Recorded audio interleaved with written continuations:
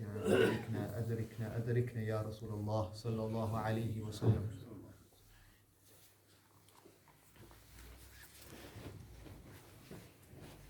The next part of the chapter of the book, which Ibn Ata'ala Iskandari Rahmullah mentions and talks about, is his explanation of those who benefit from admonishment and the people who seek insight. So the first thing the Shaykh alayhi rahmah mentions, he says that whoever stops planning for himself, meaning whoever puts his affairs and trust in Allah subhanahu wa ta'ala, then Allah subhanahu wa ta'ala will take it upon himself to plan for him beautifully. And then the Shaykh says planning is of two types. He says one type of planning is praiseworthy, the other type of planning is blameworthy. He first starts off with the blameworthy type. He says the blameworthy type of planning is any planning that revolves around yourself because of its gratification, and wherein there is nothing for Allah subhanahu wa ta'ala. Then he gives an example of this. He says, for example, using one's intelligence to plan the performance of an act of disobedience, or purely for the fulfillment of self-gratification, or performing an act of obedience with ostentation, self-promotion and the like.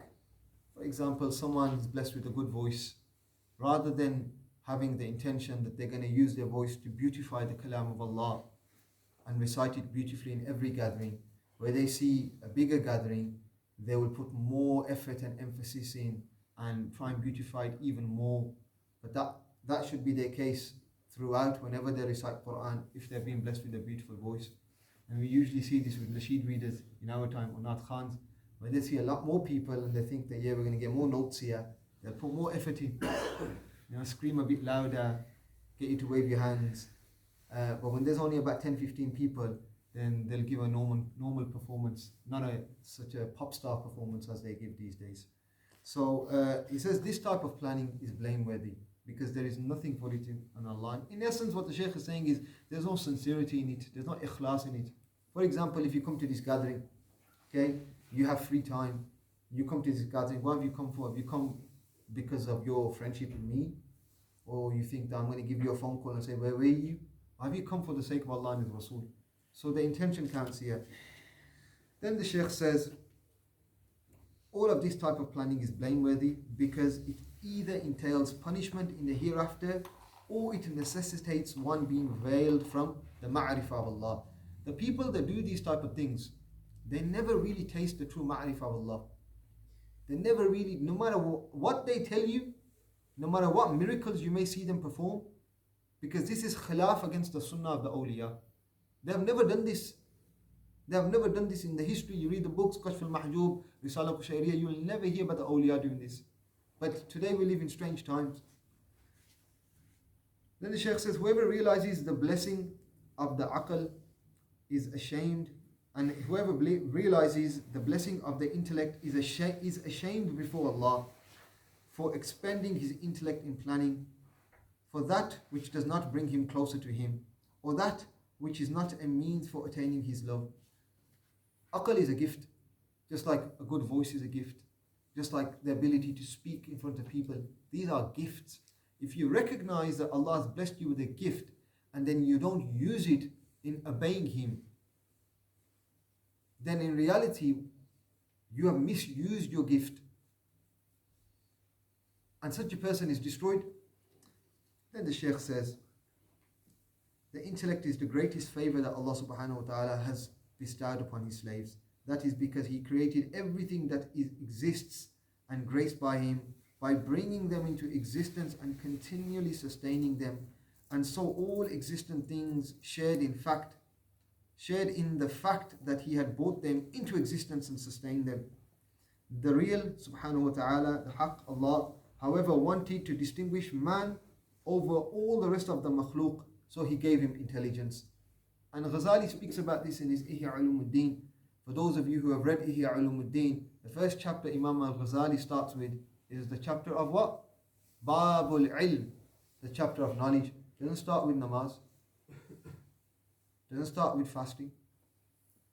He starts with ilm, knowledge. And he says that mankind is ashraf al-makhluqat, he is the greatest of creation. Why?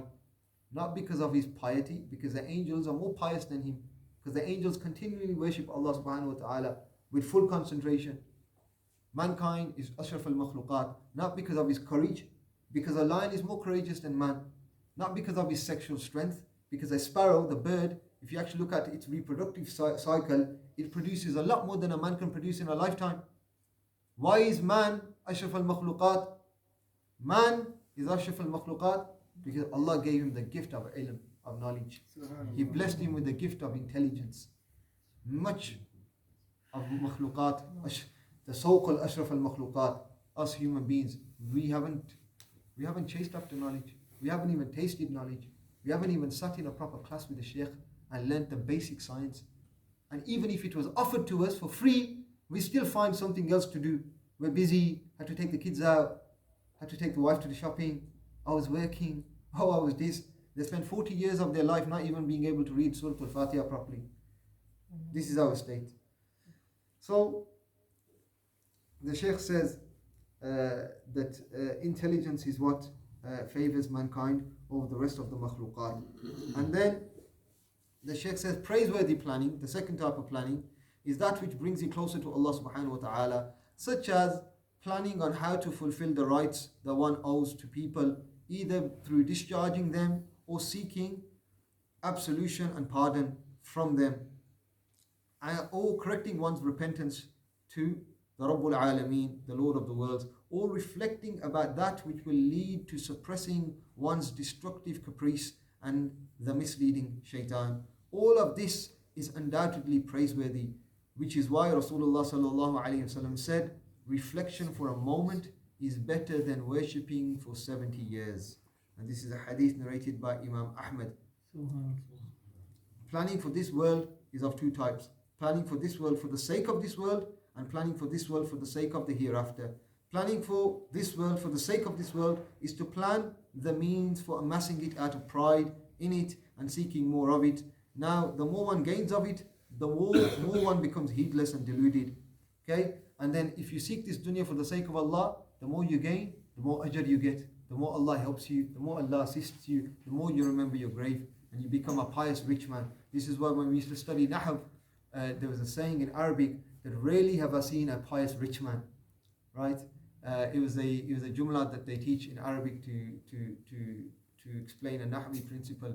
Because often what happens, people that become rich, they become heedless.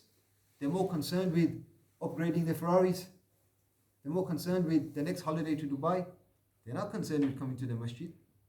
I know plenty wealthy brothers, Muslims, and they're rarely seen in the masjid. They're rarely seen in gatherings. Even when they come, they're in this, and I have no problem with people dressing in good clothes, suits. You don't have to wear a thobe. But I just find it ironic that when we go to an interview, we'll wear a blazer. When it's a special business meeting, we'll put a tie on. Is the meeting with Allah in the house of Allah not a special meeting? So why don't you dress appropriately when you come to the masjid? Something to think about, something to ask yourself. Are you being fair with Allah? Before you question, is Allah being fair with you in your problems and your needs and your desires? And these are questions that we should ask ourselves. And going back to what Rasulullah sallallahu alaihi wasallam said about reflection for a moment, this is very important. This is why the ulama and the imams of this tradition in places like Fez and Morocco, in places like Hadramaut, Tarim, Yemen, even in Pakistan, you hear about the awliya. I remember Khaja Zindabi Sahib rahmatullahi ta'ala alayhi, he stayed in a cave for many, many years whilst reflecting. Right? And why do you reflect? You reflect over your actions. Why am I doing this? Remember, sometimes shaitan, he'll trick you to do a good deed. And you think you're doing a good deed, but in reality, there's no sincerity in that good deed. Right?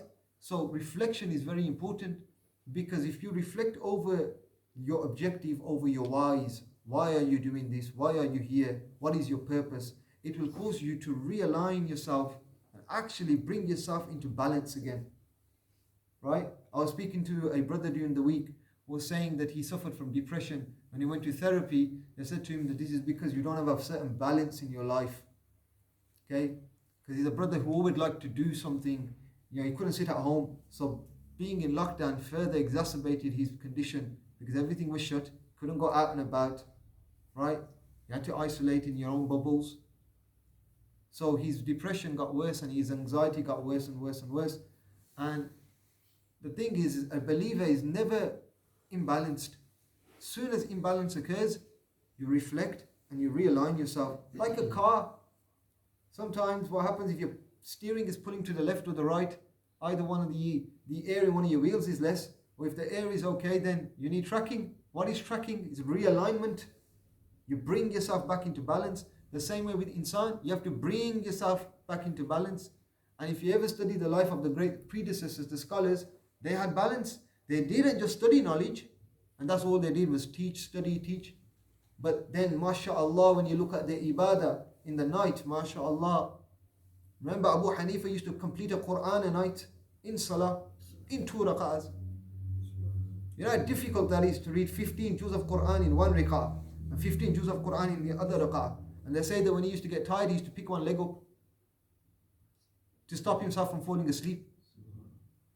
This was the condition of the pious predecessors, and he was a millionaire of his time. He was a businessman. He wasn't just a Maulvi, kiss my hands and give me money. None of that business during his time. He was a proper, and he is Imam al-A'azam. We say Imam al-Azam Abu Hanifa rahmatullah alayh, the greatest Imam. In rank, he's considered greater than Imam Shafi'i, who was one of the greatest scholars. He's considered greater than Imam Malik. He's considered greater than Imam Ahmad ibn Hanbal rahimahullah. This was their condition. So reflection is something that I strongly advise all brothers try, attempt. Start by reflecting over some of the things that you're struggling with in your life to come to terms with. It may be a personal dispute. It may be a relationship that failed. It may be a reason why you think about why you don't get on with your brother, why you don't get on with your sister. Some people don't get on with their fathers and mothers. Some people have lost contact with their best friends. Reflect over this. Usually it's an inner problem within you. And if it's not a problem within you, ask yourself, how can you redeem the situation? And sometimes the answer is simple. Submit to the will of Allah. Your life is being planned by the best of planners. May Allah subhanahu wa ta'ala give us ability. May Allah subhanahu wa ta'ala give us the tawfiq to take heed and to plan in a praiseworthy manner and to abstain from planning in a blameworthy manner. أقول قولي هذا وأستغفر الله العظيم. بسم الله الرحمن الرحيم.